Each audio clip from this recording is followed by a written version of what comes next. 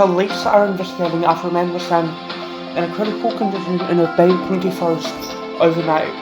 Emergency services were called to the Rotohe forest near Pongakawa at about 10:15 p.m. on Friday. The man was located in a critical condition and was transported to hospital, police said. Police have not released any further information about the man's condition or circumstances surrounding the incident, Peyton Smith reports. Okay, Peyton Smith, thank you very much. In some breaking news, a magnitude 5.2 earthquake had struck near Te Anau on Saturday afternoon. Unit said the quake occurred at 3:23 p.m. at about 35 kilometers of Te Anau. The earthquake was recorded at a depth of 102 kilometers. Unit classified the shaking as light. The event is currently listed as a preliminary. There was no immediate reports of damage or injuries.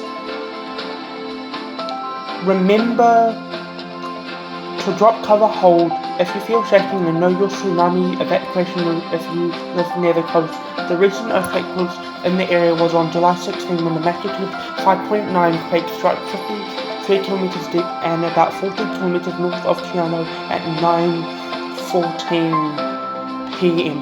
Now, in some breaking news,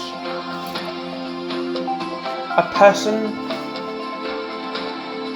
has died after being found unresponsive in a waterway in Auckland suburb of Mt Wellington yesterday afternoon. Police were called to Palm Road about 4:20 p.m. following reports from the public. A person in the water, Peyton Smith reports. Peyton Smith, thank you. In some breaking news, a person has died after being hit by a car in Whanganui. Emergency services were called to Puhuri Street in Gronville just after 8:30 p.m. on Saturday night. Let's go live now to Pro McFarlane.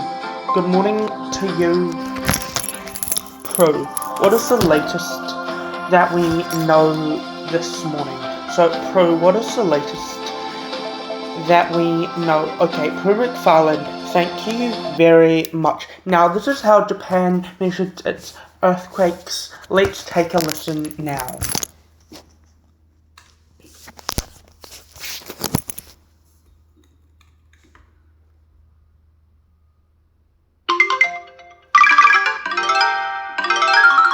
緊急地震速報です。強い揺れに警戒してください。